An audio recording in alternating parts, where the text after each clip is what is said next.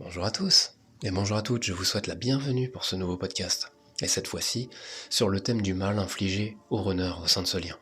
Comment le chaser a infligé du mal à son runner. Merci infiniment pour l'accueil du précédent podcast, donc du mal infligé au chaser. Honnêtement, je m'attendais absolument pas à un accueil comme celui-ci. J'ai l'impression que c'était vraiment intéressant pour vous, cette vision des choses. Ça a résonné pour beaucoup d'entre vous et je... J'étais assez ignorant sur le possible accueil de celui-ci, et franchement, waouh, vous avez été d'une bienveillance et beaucoup de retours, Enfin, franchement, voilà, merci infiniment. C'était impressionnant, je m'attendais pas en fait, je sais que même si tous les runners sont à mettre dans la même boîte, sur beaucoup de points si vous préférez, dans tous les échanges que je fais, toutes les consultations, à chaque fois qu'on me décrit un runner, ça me rappelle mon moi, quoi, hein, ça me rappelle mon moi du passé, clairement. Donc c'est vrai que malgré les subtilités qu'il y a dans ce lien, malgré voilà, on se ressemble tous en fait sur beaucoup de points, énormément. Et donc je me suis dit que ça pouvait être intéressant parce que plusieurs questions reviennent sans cesse. On me demande très souvent, mais comment le chaser a infligé du mal au runner, comment le runner il souffre en fait. Qu'est-ce qui fait que le runner souffre à cause de sa chaser? Et donc j'ai voulu aujourd'hui prendre ce temps objectivement bien sûr, et puis j'ai certains messages à faire passer également. J'avais envie qu'on étudie ça ensemble cette semaine. Avant de commencer, sachez que j'ai enfin lancé mon site internet. Ça y est, il est fini, publié. Vous retrouverez le lien de mon site dans chacune des descriptions des podcasts et également dans la description de la chaîne. Alors à quoi sert ce site? C'est tout simplement de servir dans un premier temps de boutique en ligne pour mes livres numériques.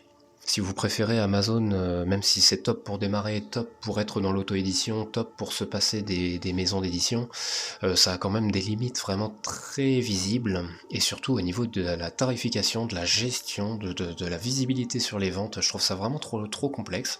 Enfin, c'est pas complexe, non, mais c'est un peu pas intuitif du tout. Par exemple, mes livres brochés se retrouvent à un tarif que j'estime pas juste, quoi. Mes deux livres font entre 80 et 90 pages. Du coup, à cause des taxes, de la part d'impression et tout ça, les livres se retrouvent à mon sens à un tarif qui n'est pas juste, quoi. Et ce tarif qui n'est pas juste ne me permet de bénéficier que de 2-3 € sur les ventes. Donc du coup, j'ai voulu revoir ça. Et donc aujourd'hui sur Amazon, pour l'instant, ne figure que mon carnet spirituel que j'ai vendu il y a pas longtemps, que j'ai publié il y a pas longtemps. Typiquement, exemple avec lui, j'ai voulu le fixer à 15,99 parce que mine de rien, j'ai mis tous les trucs premium en impression, il est au format relié, il est d'une bonne qualité, le rendu est top, il n'y a pas de souci, il est bien rigide pour être durable, parce que voilà, c'est censé être un truc qu'on trimballe quand même un petit peu partout, donc du coup, fallait qu'il soit solide. Et je me suis dit 15,99 c'est parfait.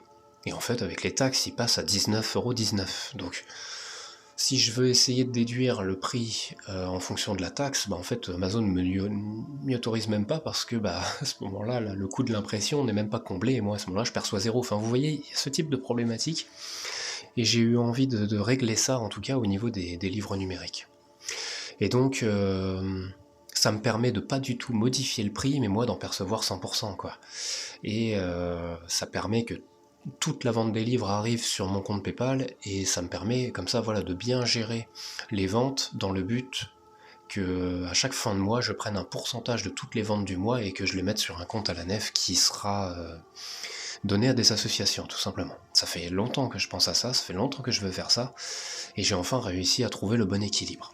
Donc sachez que maintenant si vous achetez un livre sur mon site internet, eh bien il y aura une part qui ira à une association. Voilà. C'est en gros l'ensemble de ces virements en fin de mois et 100% des intérêts de la somme iront à des associations, donc ça permettra voilà, que la vente de mes livres, en plus de partager une information, eh bien, ait un but aussi solidaire. Donc ça c'est vraiment trop cool, je suis trop content. Comment ça se passe techniquement? Vous n'êtes pas du tout obligé de créer un compte sur mon site internet, hein, vous n'êtes pas du tout obligé. Le moyen de paiement c'est PayPal, mais si vous préférez, vous n'êtes pas du tout obligé d'avoir un compte PayPal. Si vous voulez pas avoir de compte PayPal, ça fait simplement un paiement par carte normal en fait, hein, sans frais, sans rien du tout. Et si vous avez un compte PayPal, voilà, vous êtes habitué. Pour ceux qui ont un compte, vous pourrez retrouver votre e-book dans votre espace, dans vos commandes. Pour ceux qui n'ont pas de compte, vous recevrez directement votre e-book dans votre mail de commande avec votre facture. Voilà. Voilà, je suis paramétré tout ça pour que ça soit le plus simple possible, pour obliger à rien. Pour toutes les personnes qui ont envie de créer un compte, sachez que je récupère aucune donnée personnelle, hein, c'est hors de question que je fasse un truc pareil. Il n'y a pas de... Vous savez, vous n'avez pas d'abonnement, de mail, où vous recevrez des mails dans tous les sens à chaque fois qu'il y a un nouveau e-book et tout, ça c'est non, hein, je ferai jamais ça parce que c'est... Les emails deviennent très facilement des poubelles numériques, donc je voulais pas participer à ça. Donc voilà, c'est juste très simple. Et donc je travaille sur l'écriture d'un livre, là, comme je l'ai dit plusieurs fois, sur le thème de l'amour. Lui sera broché au relié, je verrai, donc vous pourrez le retrouver sur Amazon au format physique, mais vous pourrez le retrouver au format donc numérique sur mon site internet. Pareil pour mon prochain livre de Flammes Jumelles, il sera soit relié, soit broché, donc vous pourrez aussi le retrouver sur Amazon. Et vous pourrez le retrouver aussi en dématérialisé sur mon site. Il y a 2 formats possibles, soit PDF, soit EPUB. Donc EPUB, c'est pour les personnes qui ont une liseuse, hein, tout simplement. Voilà, je voulais faire passer ce message. Je suis très heureux. Maintenant que c'est fait, je vais pouvoir passer au Discord. Je me suis fixé avant la fin novembre pour le publier, ce Discord. Donc du coup, je vous préviendrai une fois que c'est fait.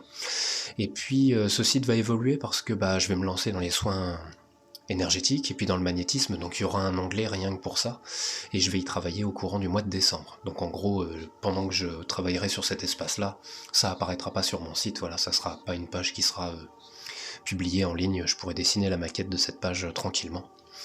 Et j'ai hâte de faire ça. Je proposerai aussi des soins voilà, à thème, etc. Ça sera vraiment quelque chose de complet. Mais je voulais d'ores et déjà le mettre en ligne, il est très bien, je partage un petit peu de choses sur moi, il y a une rubrique contact pour ceux qui n'ont pas Facebook et qui veulent possiblement me joindre par mail aussi. C'est une boîte mail sécurisée, donc un peu plus saine que les autres. Et puis voilà, je retrace aussi un petit peu mon parcours, les futurs projets, etc. Voilà, très heureux, c'est un accomplissement, c'est trop cool, je suis trop content. On va pouvoir passer au sujet de ce podcast, c'est-à-dire le mal infligé aux runners. Alors j'ai bien conscience que c'est un sujet un peu délicat.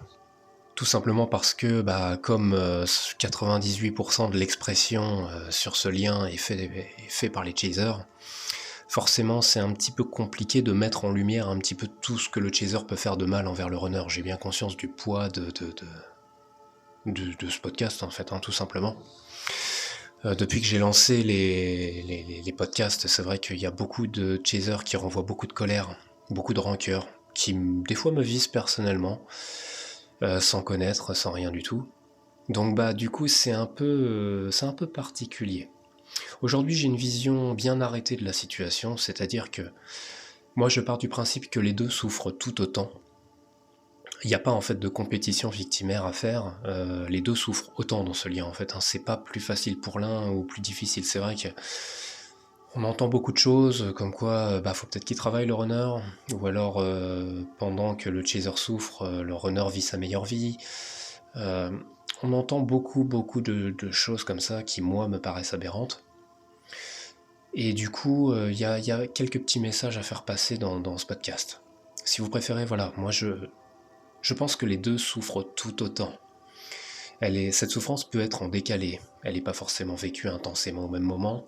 Le timing chacun a son timing, même lorsque les deux sont encore un petit peu unis ou sur la même temporalité au niveau du couple.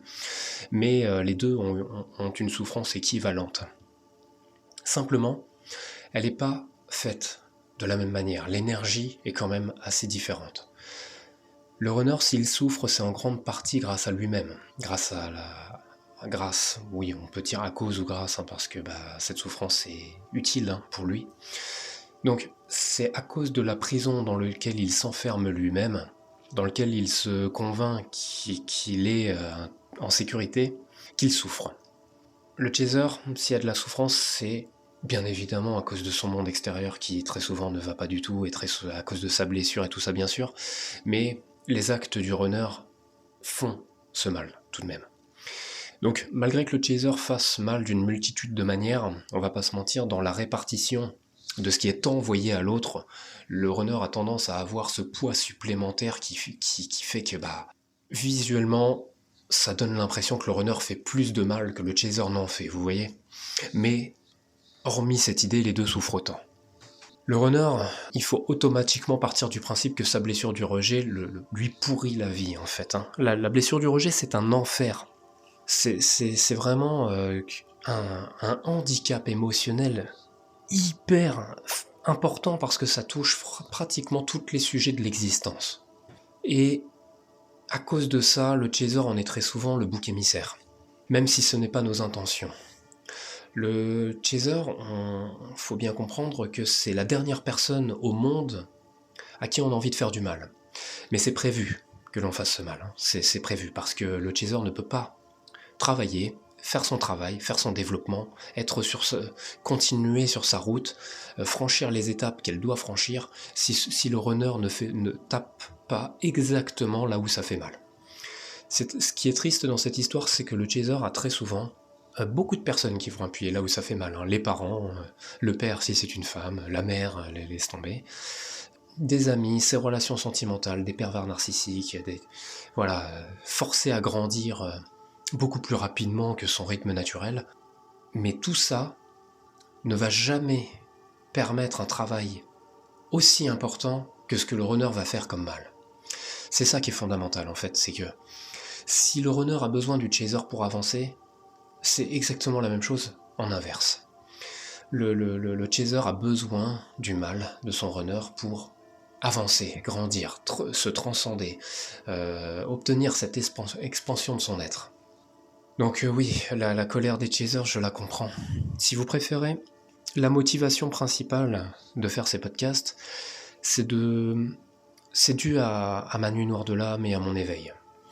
Quand j'ai plongé en nuit noire, j'ai compris absolument tout ce que j'avais fait. Ça a été limpide en fait, parce que comme le sujet de cette nuit noire, ça a été la culpabilité, eh bien il a fallu, j'ai passé des jours et des nuits, les nuits je dormais pratiquement pas, et en fait je méditais, et je méditais, j'essayais de méditer, hein, parce on peut pas méditer en nuit noire, eh bien je revenais sur tous les événements, je suis revenu sur absolument tout. J'ai refait l'histoire, cette décennie-là, et j'ai essayé de reprendre tous les moments où j'avais fait du mal, où j'avais été injuste, où j'avais envoyé du rejet, où j'avais été désagréable, et j'ai essayé de les pardonner les uns après les autres. J'ai fait des hypnoses pour le pardon, etc. En fait, tellement je comprenais tout ce que j'avais fait. Ça m'a donné une empathie absolument immense envers elle et envers les chasers. Parce que j'ai compris que malgré que moi, mon chemin sur ce lien avait été dur, bah le sien, il n'avait pas été parsemé de cadeaux non plus. Et du coup, j'ai compris à quel point elle avait été patiente, et à quel point elle avait été tolérante, et à quel point elle avait pardonné tellement de choses, à quel point elle a refait confiance alors qu'elle n'aurait pas dû, à quel point... Et donc en fait, cette empathie, elle a vraiment été envers tous les chasers, et c'est pour ça que j'avais envie de faire cette chaîne, m'exprimer, quitte à recevoir de la colère. Des fois, il y a des chasers qui donnent l'impression de faire une sorte de transfert, c'est-à-dire que elles sont en colère contre leur autre, donc elles sont en colère contre moi aussi. Enfin, faut faire la part des choses quand même. c'est pas sain, mais ok. Je l'avais anticipé, quoi. Et donc, cette colère, je la comprends parce que pour moi, ce switch ne peut pas bien s'organiser sans une colère envers l'autre. Et cette colère doit être transcendée ensuite. Et je pense que toutes les chasers sont forcément destinés à un jour ressentir de l'empathie envers leur runner parce que le switch permet d'échanger un petit peu les rôles, échanger un petit peu les places, échanger les mécanismes, traverser des choses que l'autre a vécues, mais avec une autre temporalité là actuelle. Et donc pour moi, le seul but c'est de développer de l'empathie envers l'autre, et moi ça m'a servi. J'ai cru à un moment que elle, parce qu'elle commençait à développer des douleurs que j'avais reçues pile au même moment, sans raison apparente et tout, ça devenait flagrant, mais elle s'en foutait, quoi. Et puis bon, elle avait ses raisons de s'en foutre, hein, y a pas de souci. Mais pour moi, le switch est uniquement là pour comprendre l'autre, se mettre à la place de l'autre, parce que là, on vit une partie de ce que l'autre a vécu. Et donc cette colère doit forcément s'atténuer et laisser place à de la compréhension de ce qui a été vécu chez l'autre, parce que c'est le meilleur moyen aussi de créer cette réunion à soi-même. C'est le meilleur moyen d'équilibrer nos polarités aussi. C'est le meilleur moyen de... C'est tellement permissif ce switch, il faudrait que je refasse un podcast. Le switch V2, je crois que je vais le refaire parce que c'est vraiment à mon sens mais l'étape la plus cruciale. Et ce switch il n'est pas possible si le runner fait pas de mal. Donc cette initiative du chaser de rejeter son autre, c'est grâce au runner aussi. Donc à partir de là, c'est là qu'on sent que le puzzle, dans tous les cas, les deux ne peuvent pas avancer sans l'autre, c'est juste qu'il y a un timing bien précis. Aujourd'hui, avoir lancé par exemple ces échanges, j'en suis très heureux parce que j'ai l'impression de pouvoir apporter quelque chose, de pouvoir transmettre, de pouvoir... pourquoi j'ai été comme ça? Pourquoi là? Qu'est-ce que j'ai ressenti à ce moment-là? Qu'est-ce que je ressentais dans telle situation? C'est hyper important la compréhension. Pour se connaître soi, il faut comprendre l'autre. Et donc voilà, je prends beaucoup de temps pour expliquer.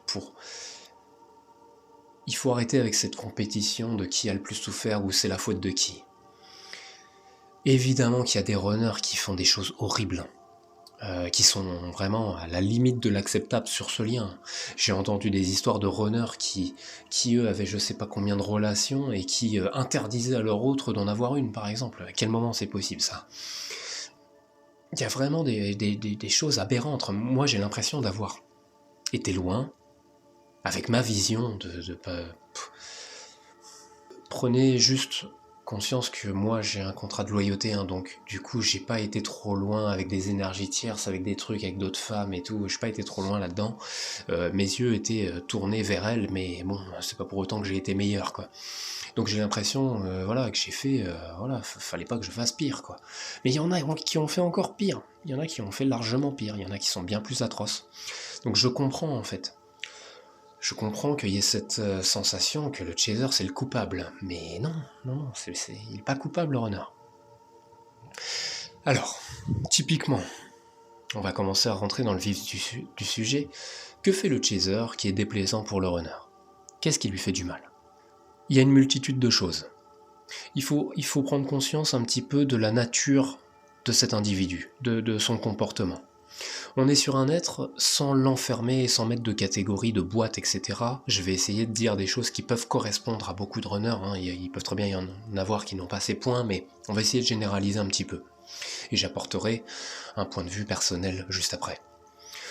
On peut partir du principe que l'ensemble des runners sont des êtres qui sont quand même assez sensibles, donc assez susceptibles aussi.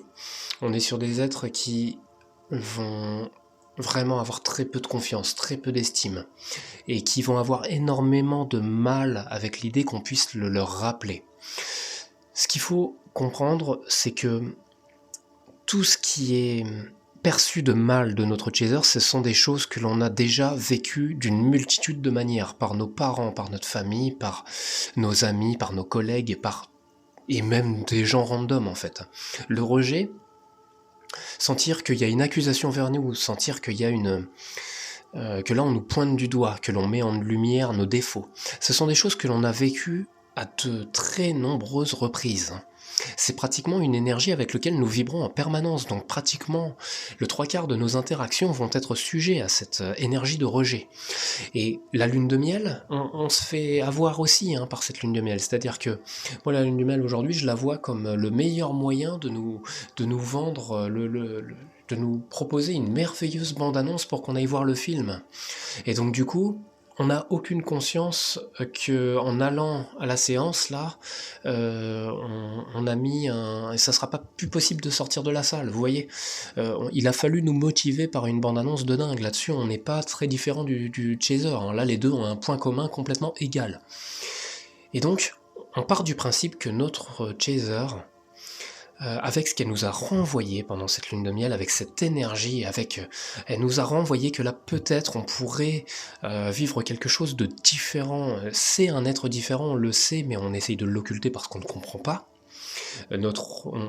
Même si on peut des fois renvoyer l'image d'un être un peu ouvert d'esprit, qui accède avec ambivalence à sa spiritualité, etc., c'est quelque chose qu'on essaye d'occulter parce qu'on ne comprend pas, l'énergie n'est pas encore à des trop haute non plus, donc du coup on est assez limité là-dessus. Donc c'est un être spécial en face. On a l'info de ça, c'est différent. Et du coup, cette personne, on lui met automatiquement une pression sur les épaules et on croit fermement que cette personne ne sera pas du tout à l'image de toutes les personnes que l'on connaît. Et du coup, à partir du moment où cette personne commence à agir ou à communiquer d'une manière qui nous rappelle tout ce qu'on a toujours connu, ouais, bah oui, oui, ça fait du mal, oui, c'est clair. Donc le chaser dans son yang a une communication que l'on n'a pas. C'est-à-dire que là-dessus, le yin et le yang au niveau de la communication, c'est assez visible, c'est-à-dire que le yin va avoir très peu de mal, énormément de mal à communiquer, à exprimer ses sentiments, à être ferme dans sa manière de communiquer, à imposer ses idées. Il va facilement relativiser, mettre sa souffrance à l'écart. Il va très souvent percevoir chez son autre en plus une souffrance qui est beaucoup plus importante que la sienne. Donc du coup, il y a de l'injustice, donc du coup, il y a ce genre de choses. Alors que le chaser, elle va être bien plus dans l'acceptation de la personne en face, va beaucoup plus facilement communiquer avec quand même une fermeté dans sa parole, va avoir des fois un peu d'impulsivité, un comportement où elle va prendre quand même un petit peu plus de place. La plupart des femmes chaser yang vont quand même avoir pas mal de mécanismes de survie pour s'adapter dans ce monde. Donc du coup, en tant que femme, il y a aussi des mécanismes de défense, très souvent liés à l'enfance, à tout ce qui a été traversé comme des fois comme horreur. Et donc du coup, cet ancrage là au niveau de la posture de ce que le chaser incarne, c'est ce que l'on n'a pas. Et donc du coup, c'est déstabilisant et ça peut très facilement blesser, peu importe de quoi on parle. Et du coup, il suffit que là, le chaser est une communication un petit peu brute, un petit peu ferme, ça va être vraiment déstabilisant. Et tout ce qui est déstabilisant tape dans notre contrôle, tape dans ce que l'on peut contrôler, et on contrôle que dalle. On essaye, mais on contrôle que dalle. Donc, typiquement, ouais, l'une des dernières choses que l'on attend de notre chaser, c'est qu'elle pointe du doigt nos défauts. On passe pratiquement toute notre vie à essayer d'occulter nos défauts. On ne s'aime pas avec la blessure du rejet, on se déteste. On ne comprend pas ce que l'on fout sur Terre, on ne comprend pas pourquoi on est vivant. On a un rapport à notre existence qui est dégueulasse.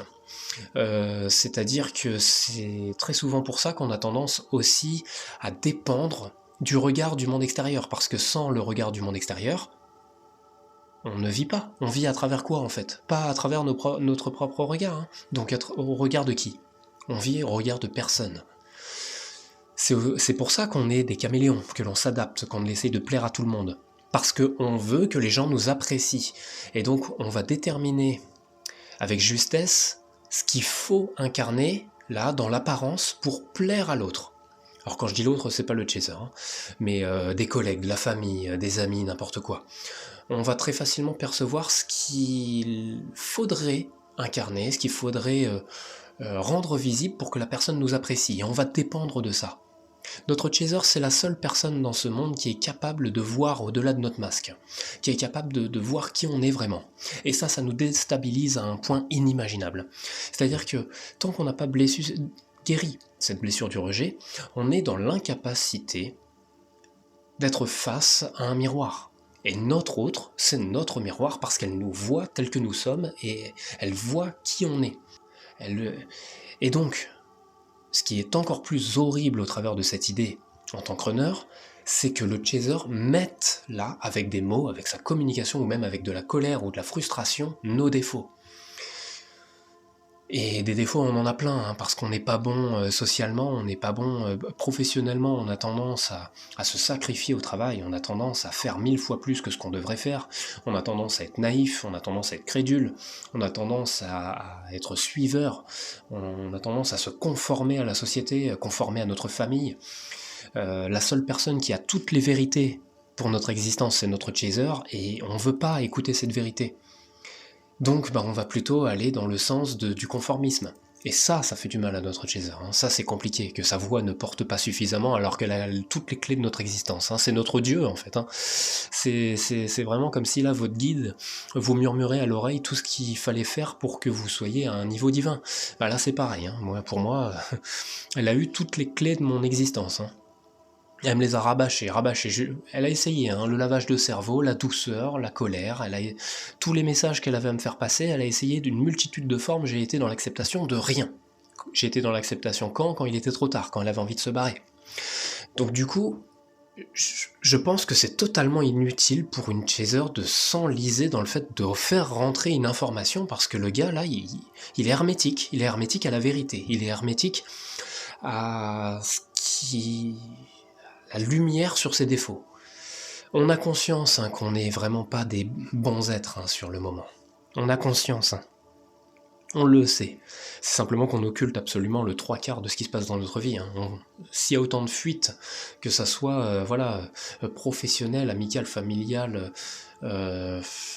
sexuel, des énergies tierces à tout va, l'alcool, bah c'est pas pour rien, c'est parce que notre vie elle est tellement éclatée qu'on veut la fuir, et qu'on n'a pas non plus... il y a toujours quelque chose qui nous anime à survivre. Donc... voilà le rôle de notre chaser, c'est de nous faire travailler en essayant de pousser une lumière, une vérité que l'on ne veut pas accepter. Parce que je pense que le chaser est là pour nourrir notre future culpabilité, comme si on n'avait pas un réservoir de culpabilité plein. Moi ça a été ça en tout cas, c'est-à-dire que je me suis retrouvé là en nuit noire avec la solitude, et j'étais juste là, perdu dans le temps et dans l'espace, à me rappeler tout ce qu'elle a essayé de me transmettre et qui aurait pu me permettre de... Enfin, ça aurait pas pu me permettre, les choses ont un déroulé bien précis, elle aurait rien pu faire en fait. Mais dans l'idée, dans le concept, dans la théorie, elle avait toutes les clés pour moi, quoi. Tout ce que là, j'étais en train de me découvrir, bah ça faisait déjà des années qu'elle me tannait pour que je le comprenne. Donc à partir de là, le chaser, c'est très simplement qu'elle va blesser son autre, c'est vraiment très très simplement. Il suffit qu'un jour, elle ait ses propres problèmes et puis elle soit un petit peu désagréable, ou qu'elle soit un petit peu injuste aussi, voilà, ça peut arriver, qu'elle ait tendance, à nous... Moi, le pire, c'était de me faire ressentir que j'étais pas assez. C'est-à-dire qu'il y a plein de moments où j'étais vraiment surchargé de taf, et en plus de ça, je vais pas vous expliquer vraiment le concept de notre lien, comment que ça s'est passé précisément. Mais dans tous les cas, il y a de nombreux moments où j'avais un rôle dans la gestion, disons, globale, bien plus soutenu que le sien. Alors c'est pas du tout péjoratif ou un jugement, c'est simplement que il y a des moments où elle avait besoin surtout au niveau de la santé et tout, de prendre du temps pour elle. Et donc moi je me suis automatiquement mis sur les épaules en fait un poids énorme, donc c'est moi qui gérais l'argent, les courses, les trucs comme ça. Absolument tout, les papiers, les factures, la paperasse, n'importe quoi. Et donc j'avais vraiment mais sur les épaules un truc que je pouvais pas gérer. Et si elle osait ne serait-ce qu'une seule seconde me dire que, au-delà de tout ce que j'ai fait déjà, ça j'ai pas fait, ou ça je suis pas assez, ou je suis pas comme ça, je suis pas comme ça, je suis pas comme ça vraiment c'était la goutte, c'était horrible en fait, c'était insoutenable quoi. Dans la vie, moi j'ai toujours eu besoin qu'on voit quand même un besoin de reconnaissance quoi. Un besoin de reconnaissance, je vais pas passer par quatre chemins, j'ai toujours eu ce besoin de reconnaissance.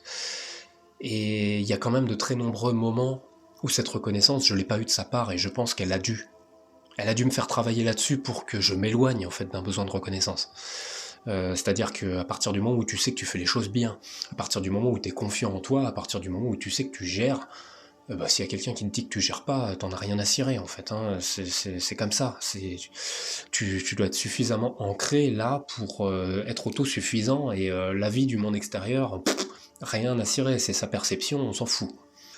Sauf que j'étais absolument pas capable de bien gérer ça. Et je pense qu'elle devait appuyer là-dessus, et là-dessus elle a fait beaucoup de mal, pour me faire comprendre que il y avait cette sensation que tout ce que je faisais, là, tout le rôle que j'avais, c'était insignifiant, parce que là, le truc, je l'avais pas fait, quoi.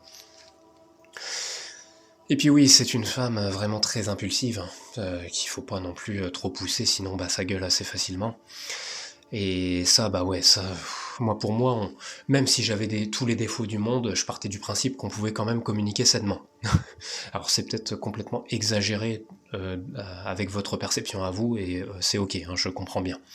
Mais moi je me disais, ok, là si jamais je fais un truc qui est pas bien, tu peux au moins essayer de me le dire correctement, quoi. Ça, je partais de ce principe-là, sinon je pouvais pas l'entendre, quoi. Et du coup, au bout d'un moment, et puis avec sa vie aussi qui était compliquée, bah, elle avait tendance à être assez impulsive quand même. Et donc, bah, du coup, moi, je me frustrais, l'ego apparaissait, et j'avais tendance à limite, elle devenait responsable en fait. C'était moi l'auteur de la connerie, mais par sa communication, ça devenait elle la responsable. Alors ça, j'avoue que j'ai beaucoup usé de ça avec de l'ego, hein. C'est impressionnant. Mais il n'empêche que voilà, c'était horrible là d'arriver à... Encore une fois, voilà, il y en a qui... Quand je dis que j'ai 31 ans, que je me sens vieux, il y a certaines personnes qui sont là en mode ah, t'es très jeune, t'es très jeune. Mais arrivé à un certain âge que là, je sois même pas en mesure de recevoir une critique de manière calme, posée et constructive, ça me paraissait aberrant. Ça me paraissait aberrant là. Vous voyez, c'était ce genre d'idée, hein. Alors qu'aujourd'hui, j'en ai rien à cirer. Vous voyez, il y a un monde. Le chaser, c'est vraiment, encore une fois, très très simple de blesser son autre, et on peut passer aussi en revue le social de notre autre qui très certainement va être là pour embêter le runner, hein, très souvent, que ça soit ses anciennes relations sentimentales, que ça soit ses collègues. Il faut savoir que le runner est très facilement jaloux. Ça a été mon cas. Mais évidemment, montrer qu'on est jaloux, c'est se montrer vulnérable. Donc bah on essaye de pas le montrer. Mais on est jaloux, hein. La jalousie, c'est directement en lien avec la confiance que l'on a en soi-même. C'est pas forcément un manque de confiance envers l'autre. C'est un manque de confiance envers soi. Si on a confiance en soi, très souvent on est beaucoup moins jaloux, quoi. Et du coup, bah moi, ouais, j'avais aucune confiance, aucune estime. Donc ouais, sachant en plus que c'était une personne qui appréciait plutôt la compagnie de collègues ou d'amis hommes plutôt que de femmes, bah forcément ça m'aidait pas. Et puis, voilà, oui, c'est vrai que sa précédente relation, qui était un énorme pervers narcissique, elle avait l'air de pas trop comprendre. C'était un peu agaçant. Bah du coup, elle a réussi à me blesser et à faire du mal et à taper dans mes blessures et à taper dans mes mécanismes avec une facilité déconcertante, hein, cette femme, hein, c'est impressionnant. Donc oui, pour en revenir à ce que je disais au début, c'est vraiment impressionnant de voir que simplement en existant, en étant un petit peu elle-même, même si c'est au-delà de même si c'est entouré de ces mécanismes de blessures d'abandon, rien juste en prenant de l'espace, elle blesse le runner avec une facilité immense. Il faut se dire que les chasers ont aussi cette incompréhension totale du fait que le runner n'arrive pas à exprimer ses sentiments, à raconter son histoire, à exprimer pourquoi il est pas bien, à exprimer le bien du mal du truc. Bah c'est tout simplement parce qu'on n'y arrive pas, parce qu'on n'est pas à l'aise, parce que c'est inconfortable, parce qu'on a l'impression, tout simplement, que si on se rend vulnérable, on va souffrir. Parce que à chaque fois qu'on a essayé, enfin là je parle pour moi, mais je sais que tous les runners c'est un peu la même chose, à chaque fois que j'ai essayé de me montrer vulnérable, à chaque fois que j'ai essayé de raconter ma vie, soit on me disait que je me plaignais, qu'il fallait que j'arrête, soit ça a fini par être des arguments contre moi, soit les gens trahissent la confiance qu'on leur donne, et ça a été systématiquement ça, hein. Donc du coup, bah on n'a pas envie, on tire des leçons aussi, hein. C'est ok, à chaque fois que j'ai exprimé qui j'étais, ça s'est retourné contre moi, bon bah je vais éviter. Et du coup, bah on a aussi peur que si notre chaser nous commence à comprendre qui on est, comprendre nos défauts, comprendre notre souffrance, elle va plus vouloir de nous, elle va nous rejeter. Donc bah du coup on évite de le faire. Et à chaque fois qu'on est le chaser très facilement nous met là face à les situations où on doit s'exprimer, bah oui ça va être inconfortable de dingue, et il y a de grandes chances que ça génère une fuite. C'est aussi pour ça que les runners sont beaucoup plus à l'aise avec le téléphone ou les messages. Parce que voir le chaser avoir une discussion là face à face, ou même les visios, bah des fois c'est même trop, c'est trop nous demander en fait. Alors je dis nous, mais je suis plus un runner, hein, c'est bon, c'est fini. Donc du coup, la limite du runner en termes de communication, d'expression, de vulnérabilité est vraiment mais hyper basse, hein. C'est impressionnant, cette limite elle est très facilement atteinte. C'est aussi pour ça qu'il y a de très nombreux runners qui reviennent là auprès de leur autre, donnent l'impression limite d'une seconde lune de miel, tellement ils sont incroyables, ils balancent des je t'aime à tout va, ils sont là, ils ont de la proximité, ils se montrent vulnérables, ils s'envoient de l'amour, et le lendemain, une fois qu'ils ont fait ça, bah ils se barrent, ils fuient. Parce que là, ils ont cette sensation d'avoir été trop loin, là, c'est non, ils ont franchi une barrière, ils auraient pas dû, donc les mécanismes de protection reviennent immédiatement. Donc, moi aujourd'hui, je trouve ça aberrant en fait, hein. Si vous préférez, en phase de séparation, à chaque fois que l'ego tombe, donc ça se fait toujours brutalement, à chaque fois l'ego il est marrant parce qu'il intervient au pire moment, il me protège à une vitesse fulgurante, mais il se barre d'un coup et il me laisse là avec toutes ses émotions, et très souvent c'est une affluence d'émotions incontrôlable, c'est un délire à chaque fois, et ça s'est produit à chaque séparation. Et du coup, en phase de séparation, je pense qu'elle a eu cette idée aussi de moi que, en phase de séparation, j'étais beaucoup plus heureux qu'avec elle. En fait, faut savoir qu'en phase de séparation, je m'imposais en fait là de rattraper le temps perdu, parce que les phases égotiques étaient des fois assez longues, hein, plusieurs semaines, des fois mois, dans le pire des cas.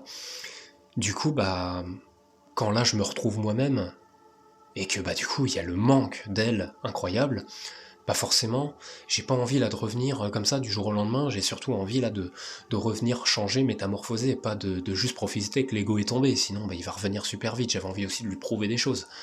Donc oui, je faisais des sorties, j'avais l'air plus heureux, je voyais des amis, je profitais un peu plus de la vie, je faisais de la photo, je me baladais, j'assumais un peu de solitude aussi, j'étais plus sain, je me réalimentais mieux, etc. Donc je devais lui renvoyer cette image de ça y est, l'autre on s'est séparés et puis il vit sa meilleure vie. Mais c'est absolument pas le cas, hein, jamais de la vie. Comprenez, partez du principe automatique qu'un mec qui a la blessure du rejet, s'il n'est pas éveillé, s'il n'a pas guéri cette blessure, sa vie c'est un enfer. Voilà, partez de ce principe-là.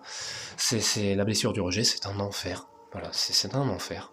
Moi je vois vraiment ça comme là il y a une cellule, on va dedans, on s'enferme consciemment dedans, et quand on a l'impression de ne pas avoir les capacités ensuite d'en sortir, on prend les clés et on les jette suffisamment loin pour ne pas pouvoir les rattraper. Voilà l'image clairement de cette blessure du rejet, c'est la pire, voilà, c'est horrible. C'est un cauchemar, ça s'arrête jamais, il n'y avait pas de pause, c'est... Quand je dis que j'ai l'impression d'être vieux alors que j'ai 31 ans, c'est parce que ça a été 31 ans d'enfermement. 31 années enfermées dans un monde illusoire où j'ai des croyances dans tous les sens, où j'ai une mauvaise estime de moi, où le temps est long, le temps est complètement cassé, on n'arrive pas à rendre heureux notre autre, on n'arrive pas à ne pas la faire souffrir, et on n'arrive pas à attirer autre chose que du rejet, on n'arrive pas à attirer autre chose que des critiques, on n'arrive pas à attirer des relations saines, on n'arrive pas à être heureux professionnellement. Tout est du travail, de la souffrance, tout est de l'ego, tout est des mécanismes de défense, tout est... On n'arrive à rien, on entasse toutes les émotions, du coup on développe des maladies en tout genre, on a mal partout alors que il est 9h, c'est horrible en fait. Hein. On a des idées noires de partout, parce que le rapport à l'existence est nul. Donc oui, le chaser, là, pour faire souffrir son runner alors qu'il est comme ça, c'est d'une facilité déconcertante, il n'y a rien à faire. Peu importe ce qu'elle fera, elle va blesser son autre. Peu importe ce qu'elle fera, elle va taper dans ses limites, tellement elles sont basses. Parce que le gars, là, c'est un réservoir d'énergie qui est vide. C'est un vase de flotte qui est prêt à se briser en 1000 morceaux à la moindre phrase. Donc bon. Dire ah ouais, non, les phrases de il faut qu'il travaille, ce runner, il faut qu'il travaille, ouais, c'est bon quoi. Faut arrêter avec ça. Faut vraiment arrêter. Donc oui, les chasers qui sont là, non, la réunion n'existe pas parce qu'elles sont en colère contre leur autre, c'est bien marrant, mais encore une fois, pour le redire, c'est pas un avis ça. C'est pas de l'objectivité.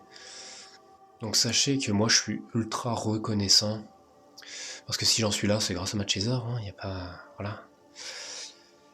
Y a pas autre chose comme idée, mais si elle en est là, c'est grâce à moi également. Y a pas d'autre vérité que celle-là. C'est compliqué, j'imagine, quand on ressent de la colère envers notre autre, là. Voilà, si on met toute la culpabilité sur le runner, comme si les chasers étaient irréprochables, etc. Si on met toute la culpabilité sur le runner, oui, ça va être compliqué d'accepter l'idée que le chaser accède à mieux grâce au mal qu'il a fait. Faut se dire que les jumeaux, l'un pour l'autre, ce sont des personnes avec le plus beau message de l'univers. Il n'y a personne dans leur environnement qui aura un plus beau message que celui-ci. C'est un message d'une lumière immense. C'est incroyable le message que les jumeaux ont pour l'autre jumeau. Mais ils le font, ils distribuent ce message dans une souffrance inouïe. Donc cette souffrance, il faut la dépasser aussi vite que possible. Alors il n'y a pas de aussi vite que possible parce qu'en fait il y a un timing bien précis pour se séparer de cette souffrance.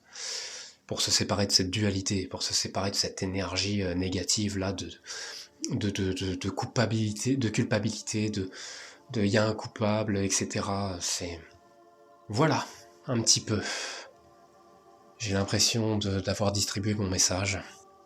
Pour moi, ma Chaser a vraiment, au moment du switch, envoyé plus de rejet que je n'en ai subi dans toute ma vie de la part de toutes les personnes confondues.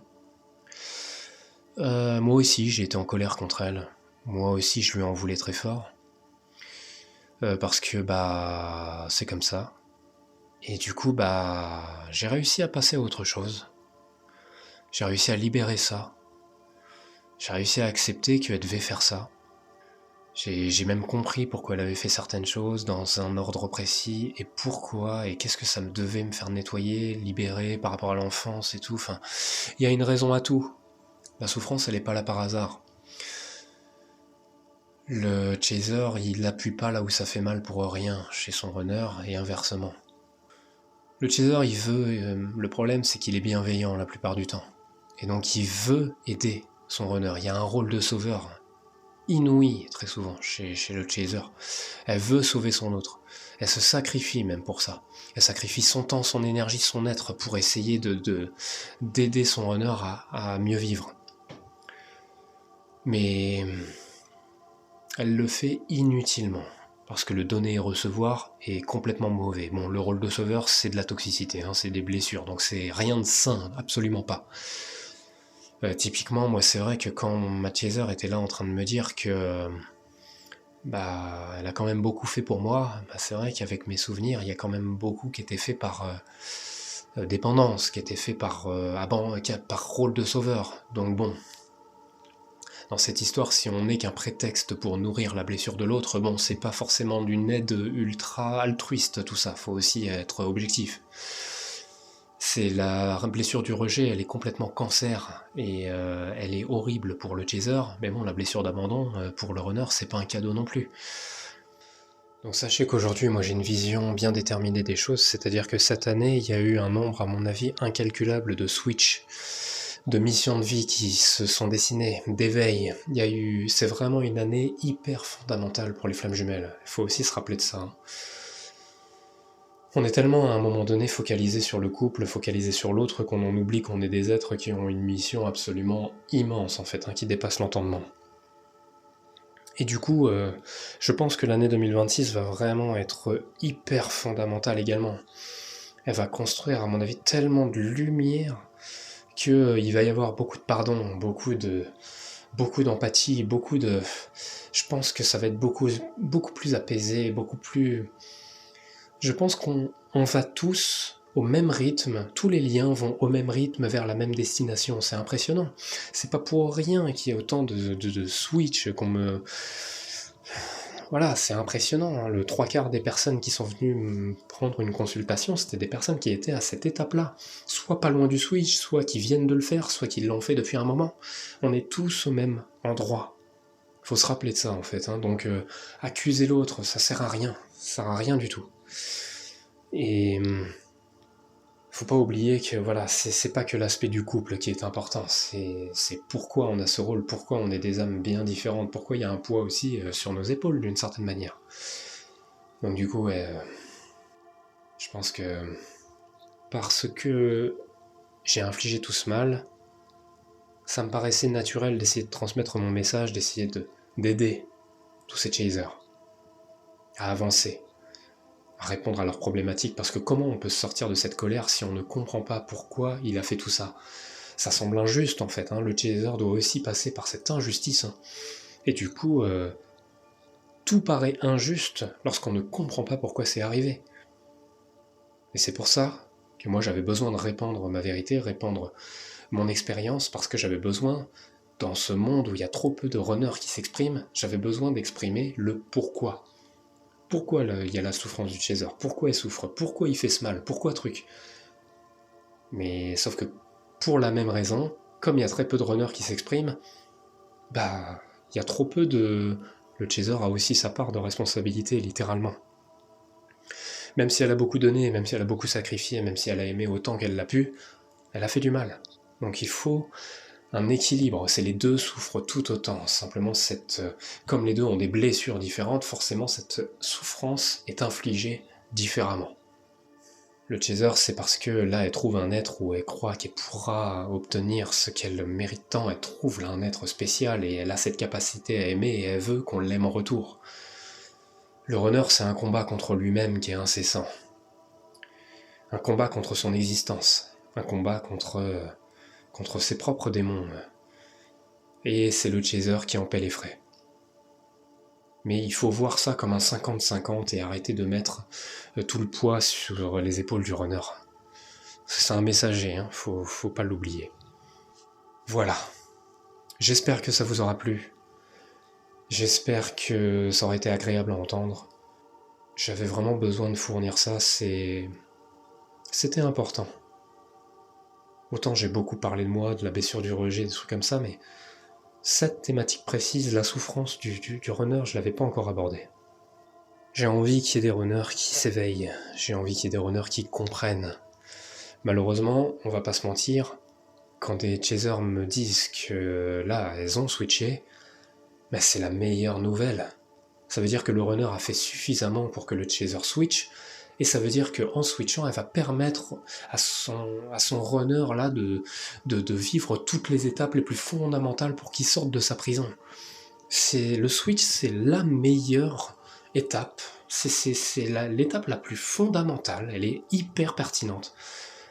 Donc voilà, le runner permet l'émancipation du chaser, clairement. Mais le chaser, en s'émancipant, permet la libération du runner. C'est un truc de dingue.